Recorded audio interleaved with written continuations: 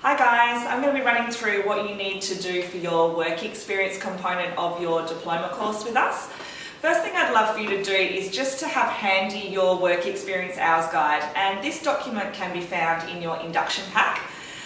It's got a couple of tables talking about how to split up your hours, how to book in for your observation and your teaching time with us, and all of those little details that you need to know. So if partway through the course you're unsure of something, before you jump on your email and ask us the question, just have a look back at that work experience hours guide document for me.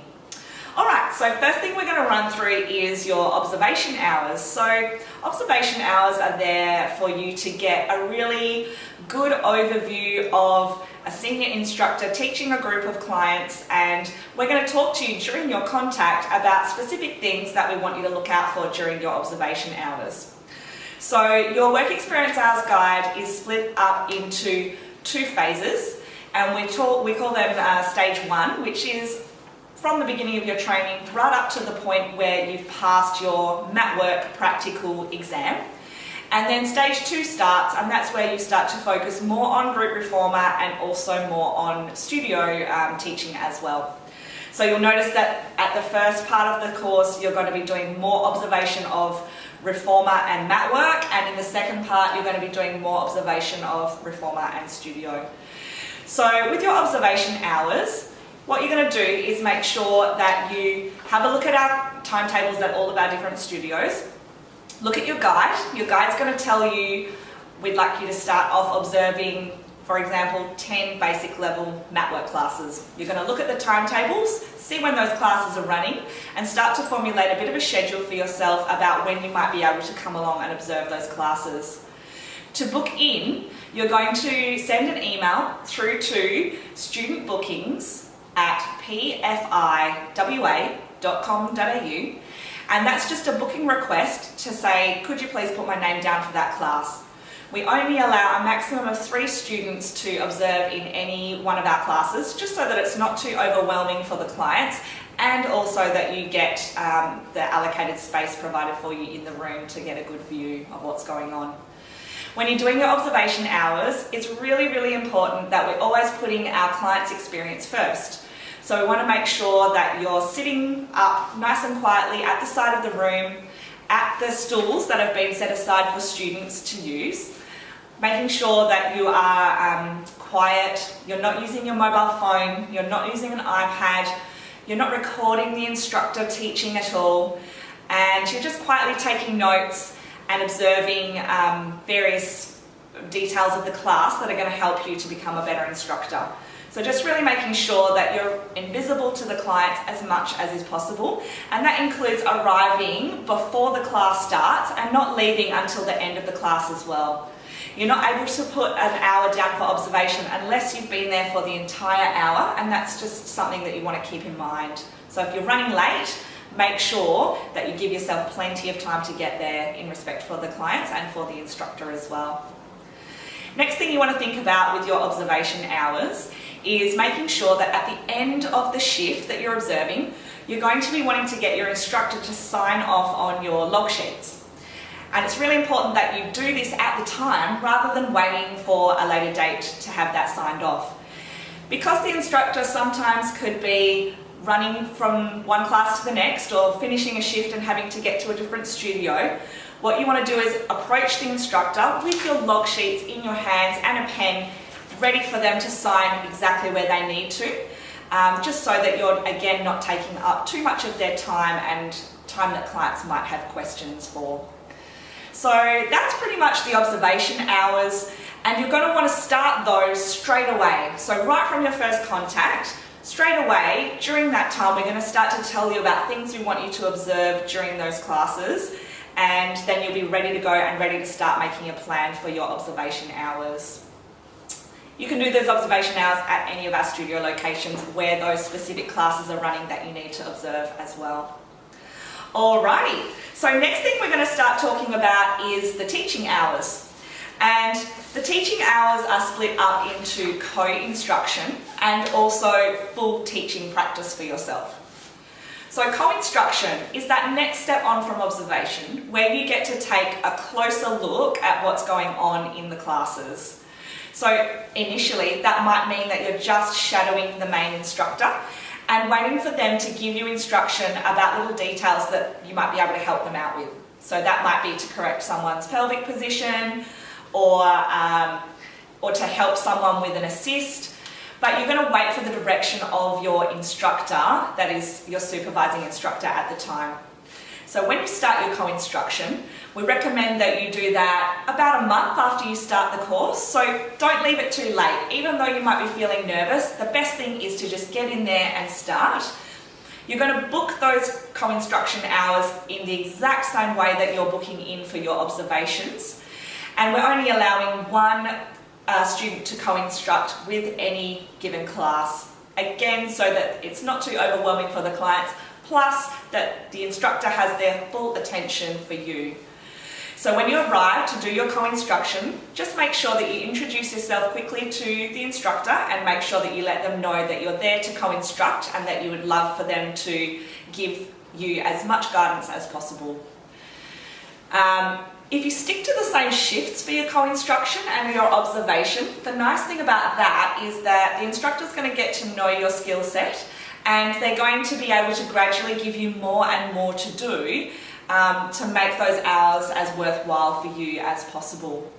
And again, you can do that co-instruction at any of our studios where the appropriate classes or studio appointments are running for your schedule. So you're also going to get your supervising instructor to sign off your log sheets for those co-instruction hours as well. And then the other component of your teaching practice is the full teaching hours. And this is where you are actually writing and preparing full programs to take clients through. So really this is the practicing of the job that you're going to be doing after the course finishes. And it's a really important component of the training. It's one of those things that feels a little bit nerve-wracking and a little bit uncomfortable to start with because you're feeling like perhaps you can't find the words to cue what you want to say in your head. But just allow that to be a really natural process. At the start, you're probably going to need to have your books close by your side. You're probably going to want to start teaching other fellow students just so that there is a little bit more of a leeway in terms of knowing what might be coming next or what you need to say.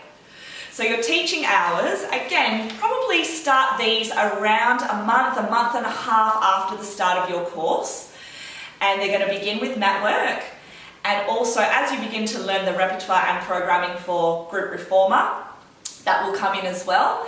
And then later down the track in phase 2, you're going to start doing the same process with your studio hours as well.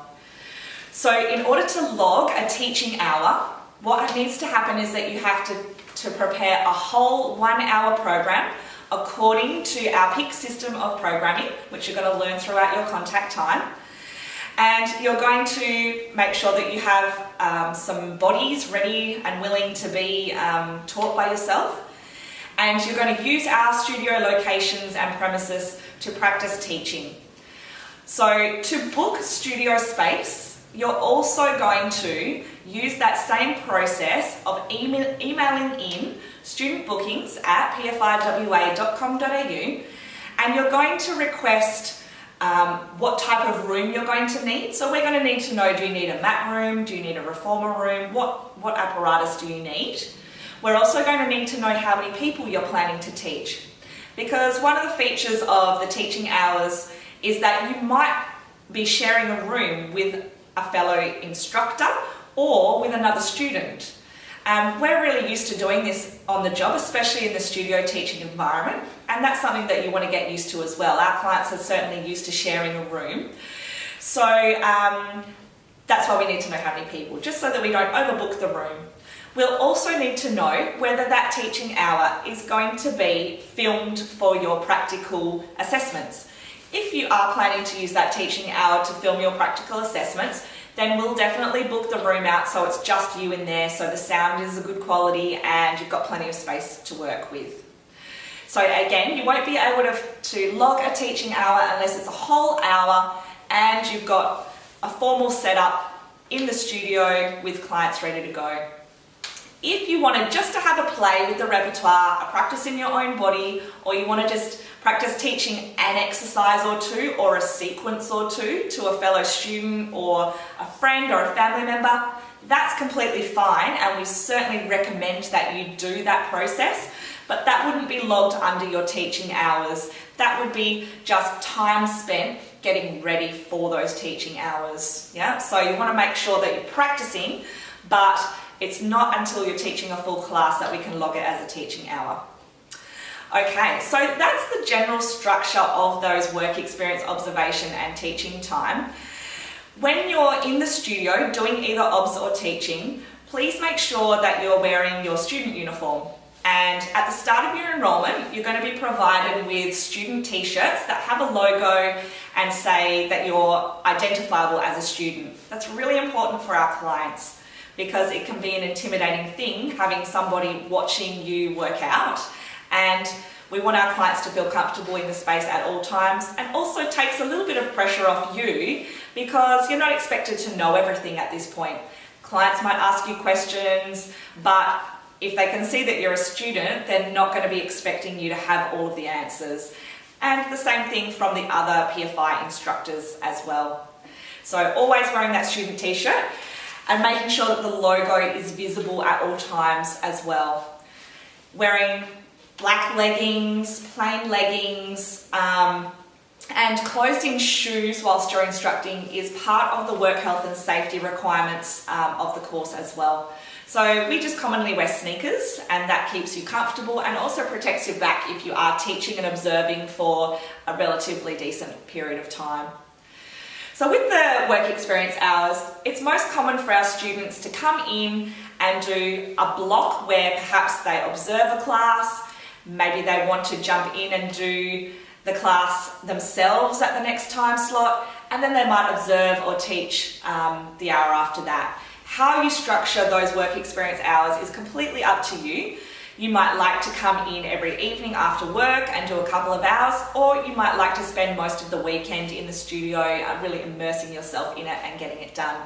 That is totally up to you to structure that how you please.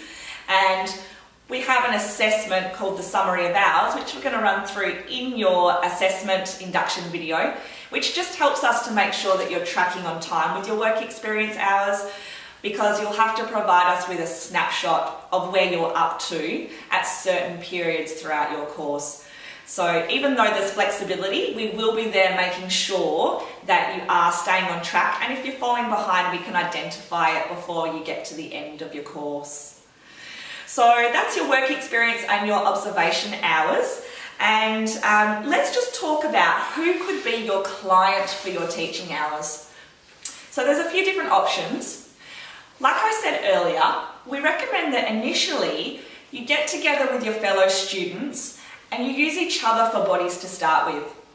There's a few reasons for that. Like I said before as well, you're not always that confident at the start, and because they're also going through the same process as you, they're able to perhaps anticipate what's in your head a little bit better, which can make it a slightly smoother process at the beginning.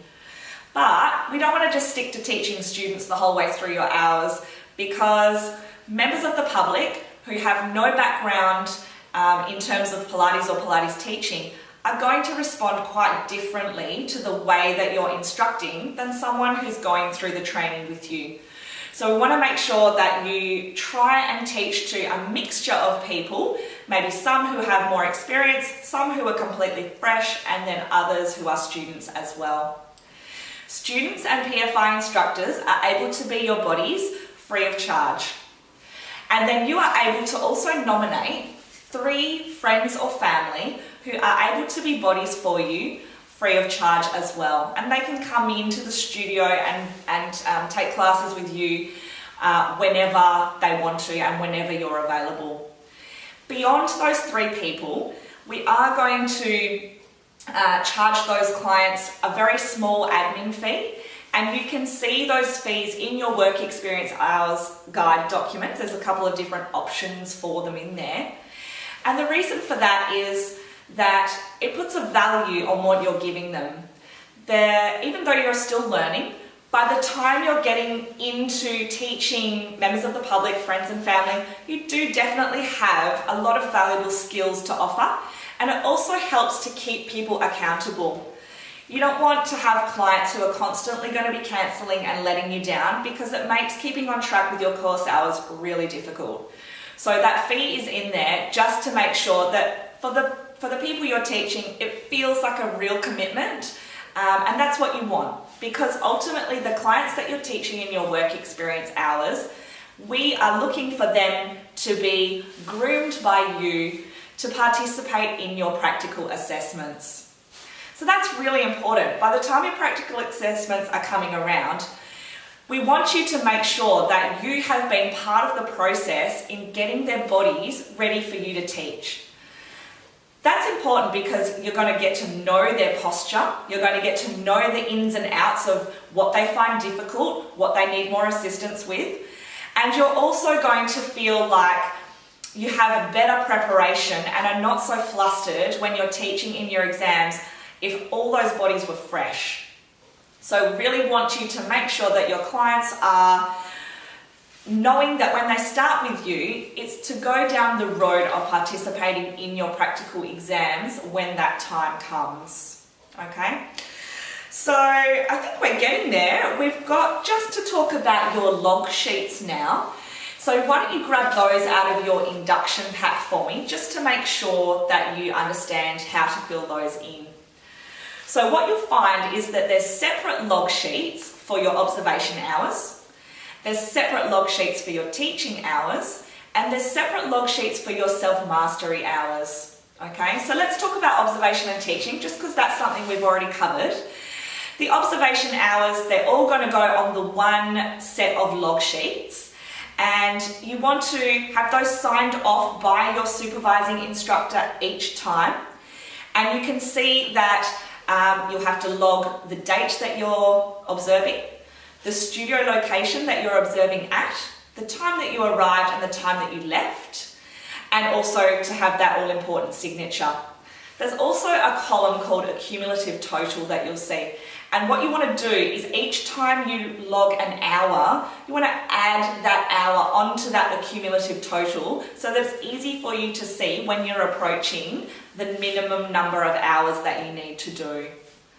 The teaching hours, they are broken up into your stage 1 and stage 2 hours, which is really handy. Your co-instruction and your teaching, they all go on the same sheets. There's just a column that says type, and you're going to put the type is co-instruction mat work, co-instruction reformer, co-instruction studio. That's what's going to belong in that column. You've got the date and the studio location again. You have the time that you arrived and the time that you left.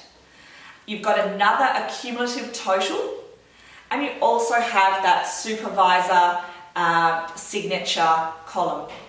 So let's talk about who signs off on that teaching hours. What you're going to do is co-instruction will be your supervising instructor signing that for you. If it's a teaching hour, you're going to have one of your clients sign off that log for you, okay? So that's how you fill out your observation and your teaching log sheets. Now we'll talk about self-mastery. So self-mastery is about you getting in and doing the Pilates work in your own body. That's something we focus on a lot in our training because we really believe that in order to be a fantastic instructor, you have to experience it successfully yourself. That doesn't mean to say that you have to start the course in peak physical condition or free of injuries or special conditions. We're certainly used to having people complete the training working around pregnancy or a back injury or a recent surgery.